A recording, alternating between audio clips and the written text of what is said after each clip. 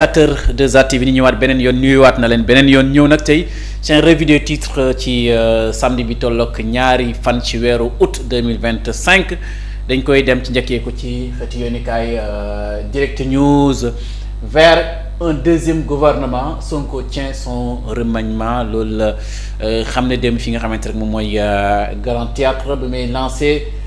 Jubbantikom. Nous avons sollicité et obtenu l'autorisation du président de la République pour un remaniement qui vise à rendre l'action du gouvernement plus efficace, davantage cohérente et mieux alignée sur les urgences du moment. loolu la Ousmane Sonko dal di xamle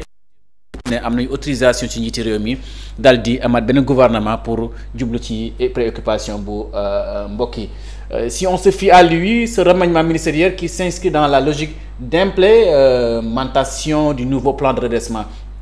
visera à réduire le nombre de ministères, à recenser l'action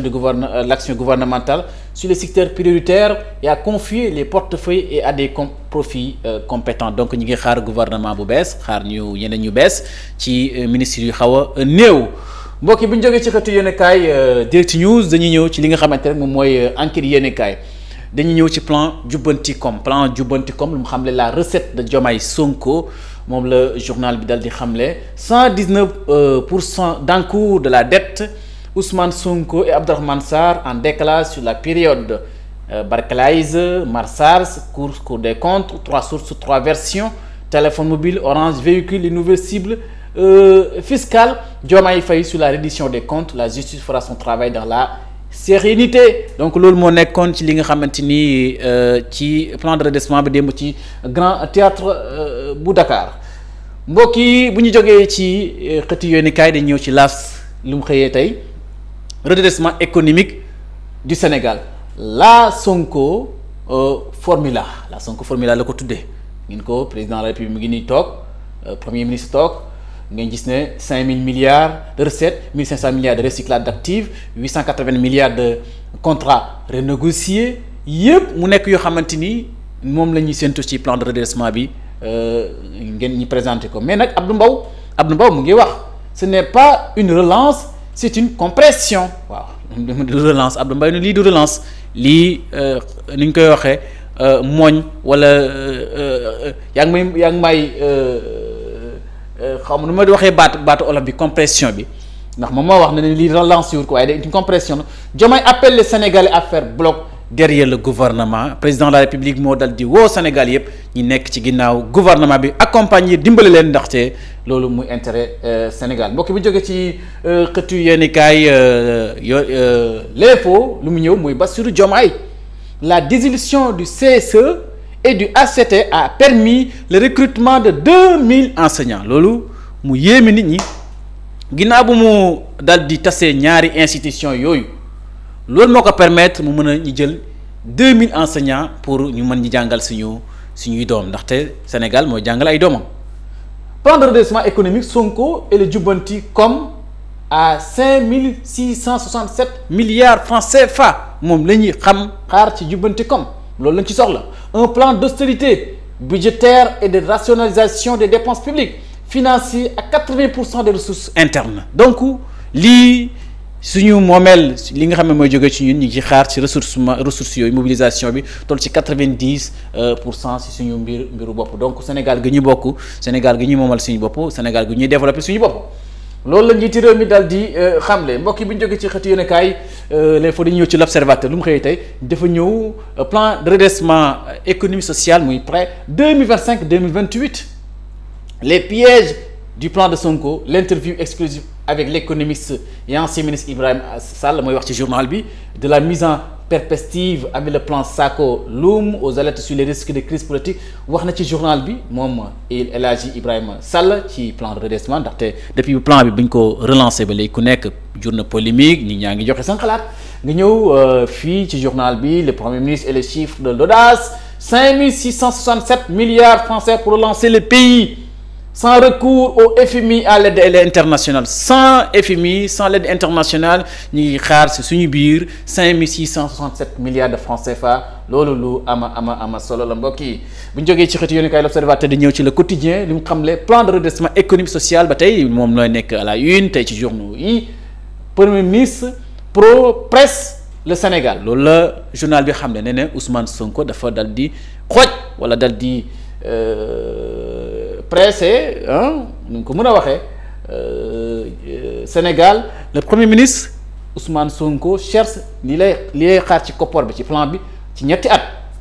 pour son plan 90% seront financés par le pays donc alal ji ni ñuy xaar ni réew mi ñoo ko nar a financé bu ñu dajale suñuy mobilisation de ressources tous les opposants déchirent le plan loolu la journal bi xam ne mbooleem opposant ci réew mi dal di nañ xotti plan boobu moom la journal bi dal di xam le quotidien mbokk bi jógee ci xëti yéenekaay le quotidien da ñëw ci le soleil nu mu xëyee tey ba tey ci plan bi lay wax plan de redressement économique 37 mesures lañ fa jël pour rek ñu am 5677 milliards de francs CFA visés moom la ñuy yaakaar moyen d'agence plus ñi wàññi agence yi ne ci réew mi te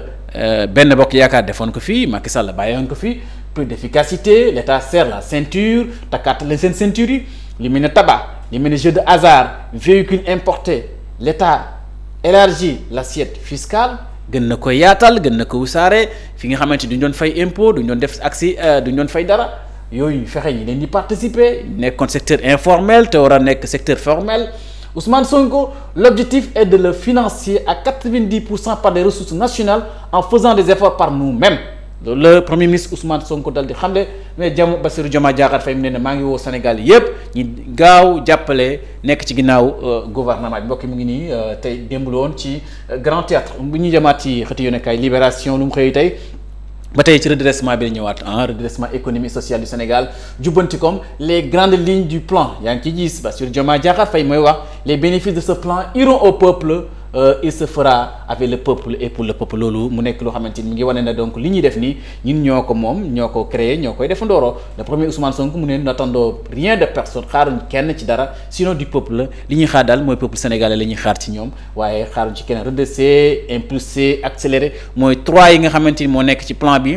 redresser impulser accélérer mu ñetti baat yu am solo loolu mooy résumé le détail du plan de redressement économique présenté par le chef du gouvernement pour mobiliser 5600 milliards francs CFA mbokk yi bu ñu jógee ci xëtu yenn kaay wala ñëw ci Walf Quotidien lan la xam ne plan de redressement économique bi tey moom lay wax et social recette salée waaw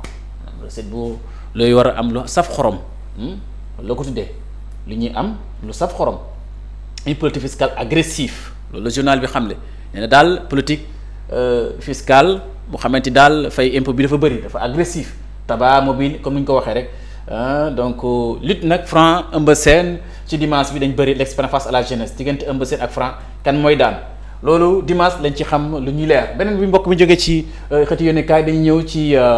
tragique accident de la route à Nioro du Rip ñeent ñàkk seen bakkan ak fukki doomu aadama juróom-ñaar ñoo ci blessé massa waay loolu mara détaan nañ di daw ndànk di moytu yenn accident présentation du plan de redressement économique social ce soir moom la xaw a le trio vend un projet meilleur rassure góorgóorlu et solde ses comptes moom le journal bi dal di xam ne ba la ñu ngi si explication yi El Malick Ndiaye président Bassirou Diomaye Diakhar Faye premier ministre Ousmane Sonko ñoo nekk nii donc tax mu le trio vend un projet mieux donc mu ngi noonu rassure bu ñu jógee ci xëti yéenekaay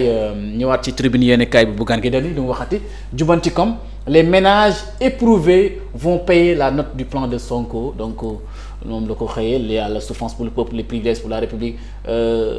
voilà mu ngi noonu la chambre d'accusation financière maintient Farba Ngom en prison ndaxte dafa sàkk woon pour que chambre d'accusation ñu may ko liberté provisoire waaye dafa dal di chambre d'accusation dafa bañ dal di lànk li nga xamante ni moom moo ci dal di nekk Cheikh Ahmadou Bamba Mbacké la lumière que l'exil n'a pas éteinte mal màggal 2025 la victoire de la foi donc ñu ñëw na journal bi ñëw na ci màggalu Cheikh Ahmadou Bamba Khadim Rassoul mi nga xamante ni moo ne sant leen li may yàlla suñu borom